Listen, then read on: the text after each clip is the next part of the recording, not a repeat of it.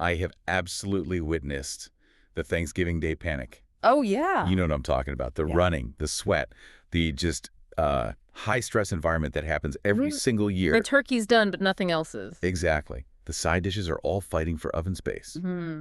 So our mission today for you is simple. We are taking the anxiety out of the holiday by moving the bulk of that work forward. Right. The goal really is that when the holiday arrives, you're sitting there with a well-deserved cocktail while the sides just heat up. That's the dream. And that's why we're doing this deep dive into the make-ahead side dish.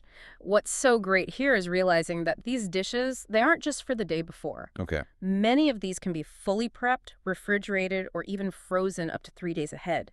That gives you so much more flexibility. 3 days is a game changer. So let's unpack this.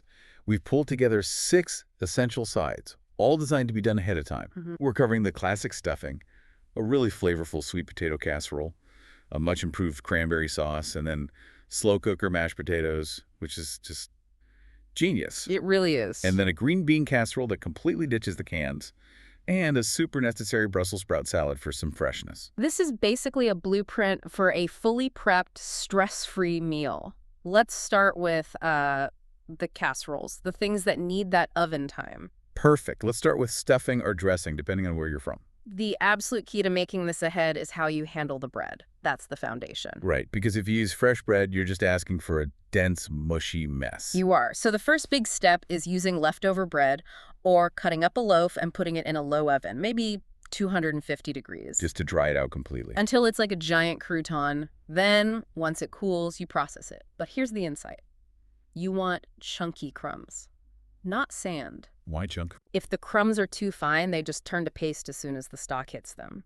Chunky crumbs let the liquid soak in just enough without falling apart, which is what you need when it's sitting for a couple of days. And I saw a great tip about using flavored breads, like a rosemary sourdough. Oh, absolutely. Those flavors hold up beautifully through the drying process, and they just, infuse the entire dish. Okay, so we have our perfect, chunky, dry bread base. Now we build the flavor. Yes.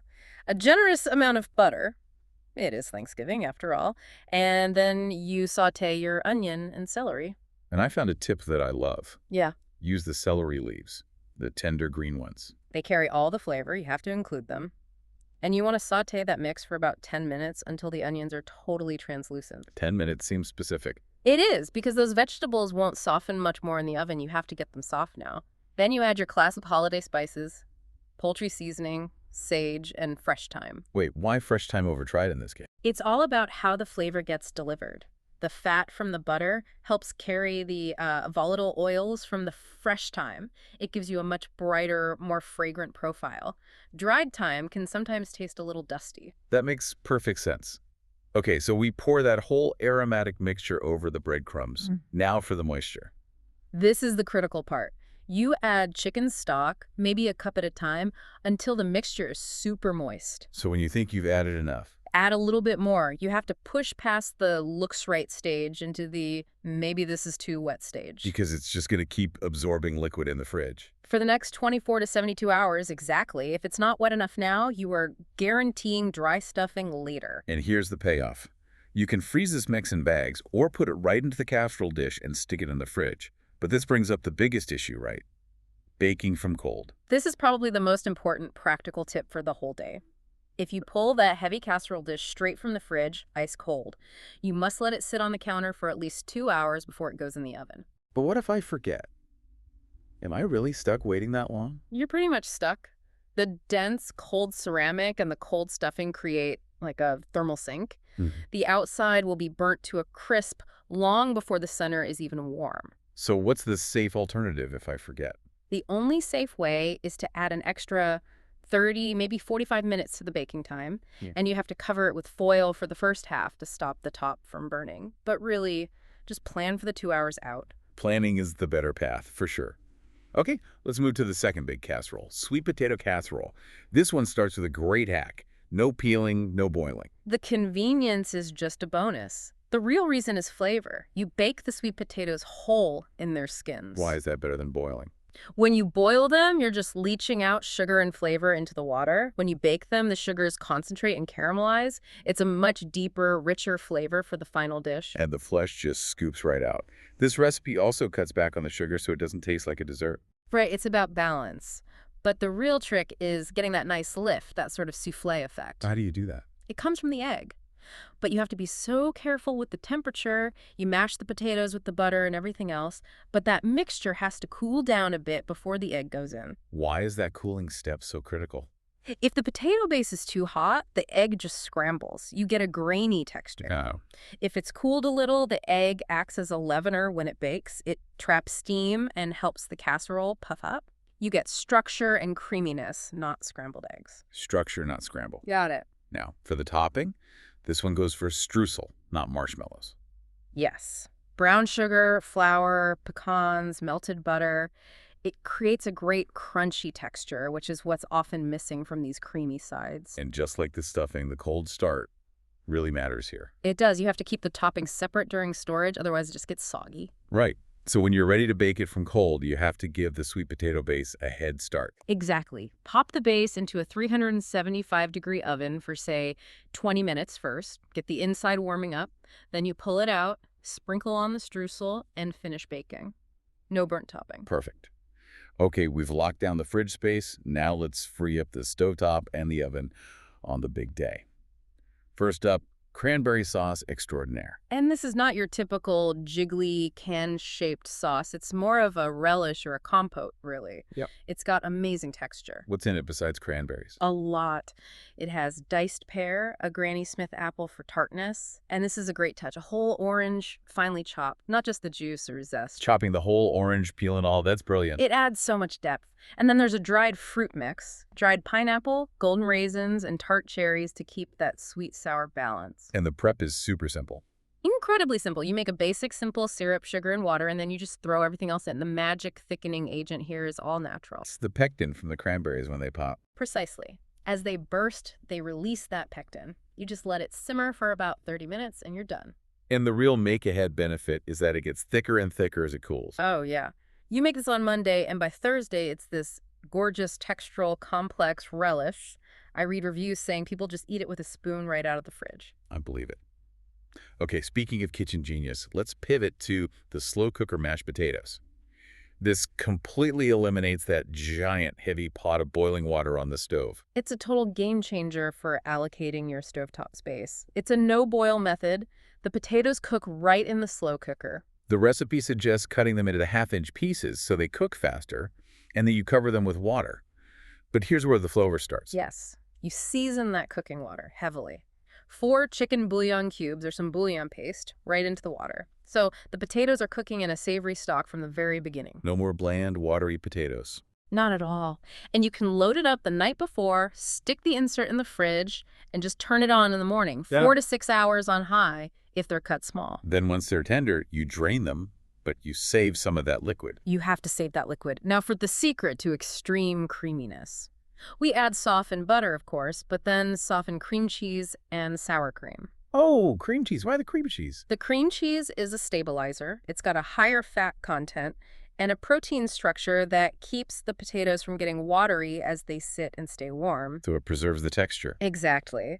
The sour cream gives you the tang, but the cream cheese gives you that structural integrity, which is priceless for a make-ahead dish. You mash it all right there in the pot. And if it gets too thick, you use that reserved cooking liquid to thin it out instead of milk. Right. And here's the best part for a casual Thanksgiving. You just turn the slow cooker to keep warm, and those potatoes are perfect for 2 or 3 hours. It's an appliance and a serving dish all in one. That is just brilliant. Okay, for our final segment, let's talk about some smart ingredient swaps. First, the green bean casserole, the no-can version.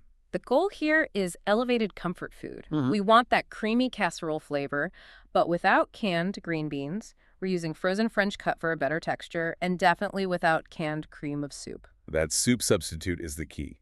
The creamy base is made from scratch with butter, onion, and then a full cup of sour cream. The sour cream provides the richness and the acid you need to brighten it all up. But there's one ingredient that is non-negotiable here: flour. Why the flour? Because frozen green beans release a ton of water as they cook.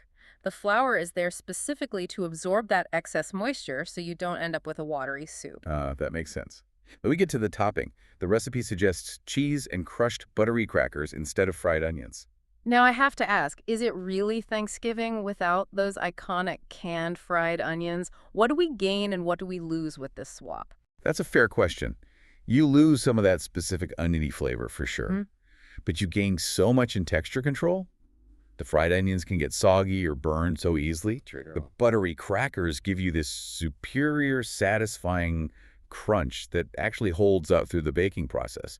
They don't get mushy. It sounds like a worthwhile trade-off. And again, baking from cold, you'd start it covered for about 20 minutes at 350, then uncover it for the last 20 until it's bubbly and brown. And letting it sit for 10 minutes after it comes out of the oven is key. It helps everything settle and thicken up. Absolutely. Okay, our final side is crucial for balancing the whole plate, the Brussels sprout salad. Yes, at this point, our oven, our slow cooker, and our fridge are all working overtime. We need something that requires none of them on the day. Exactly. This is your cold, crunchy, refreshing counterpoint to all that richness. The prep is just shredding the sprouts. And the storage tip here is critical. Store them airtight. Get all the air out of that bag. Oxygen is the enemy of shredded sprouts. It'll turn them brown. Stored properly, they stay green and crunchy for days. But the real secret here is the warm bacon dressing. Which you also make ahead of time, cool, and store separately. The process starts by cooking bacon in a cold pan with a little oil. That's a pro trick, right? It is. Starting it cold lets the fat render out slowly and evenly, so you get maximum liquid fat for your dressing base. So you take the crispy bacon out, and you use that rendered fat. You mix the bacon fat with brown sugar, a lot of apple cider vinegar, and some lemon juice. It's super tangy, almost equal parts fat to vinegar. Really sweet and sour. You just boil it for a second to dissolve the sugar, and that's it. That's the prep. Then, when you're ready to serve, you just zap the dressing in the microwave to warm it up and pour it over the cold, raw sprouts. And that warm, tangy dressing just perfectly balances the bitterness of the raw sprouts. So if we look at the whole plan, what's the real secret here for you, the listener? It's not just one recipe, it's a complete workflow. It's about smart swaps, like the cream cheese and the potatoes, or the sour cream base for the green beans. And it's about allocating your appliances. The slow cooker handles the potatoes, and the fridge and freezer basically act like two extra ovens, holding everything until you're ready. That's the entire framework. You space out the work, you eliminate that last-minute rush, and you can actually enjoy the day. You can focus on the turkey, or better yet, just have that cocktail while the casseroles are simply heating up, not while you're frantically cooking them from scratch. We've definitely mastered the make-ahead challenge, but this whole conversation raises one last provocative thought for you to consider as you plan your menu. Okay. We've focused so much on cooking and heating everything, but how much of your meal actually needs to be piping hot versus intentionally cold or even room temperature? Think about how using intentional temperature contrast could actually perfect the flow of your kitchen and the final dining experience.